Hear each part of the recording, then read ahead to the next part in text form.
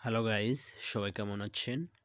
পাইকগাছা উপজেলা বাংলাদেশের খুলনা বিভাগের একটি ঐতিহ্যবাহী এবং গুরুত্বপূর্ণ উপজেলা। এটি খুলনা জেলার অন্তর্গত এবং সুন্দরবনের খুব কাছাকাছি অবস্থিত। পাইকগাছা উপজেলাটি তার প্রাকৃতিক সৌন্দর্য, কৃষি, মৎস্য সম্পদ এবং সাংস্কৃতিক ঐতিহ্যের জন্য পরিচিত। পাইকগাছা উপজেলায় 10টি ইউনিয়ন পরিষদ রয়েছে। এসব ইউনিয়নের অধীনে অসংখ্য গ্রাম এবং মৌজা রয়েছে। উপজেলা পরিষদ একটি প্রশাসনিক কেন্দ্র হিসেবে কাজ করে এবং স্থানীয় উন্নয়ন ও প্রশাসনিক কার্যক্রম পরিচালনা করে। পাইকগাছার অর্থনীতি মূলত কৃষি, মৎস্য এবং চিংড়ি চাষের উপর নির্ভরশীল। চিংড়ি উৎপাদনের জন্য এটি সারা দেশে পরিচিত। এছাড়া কৃষি ফসলের মধ্যে ধান, পাট ও বিভিন্ন শাকসবজি উল্লেখযোগ্য। সুন্দরবনের কাছাকাছি অবস্থানের কারণে কাঠ,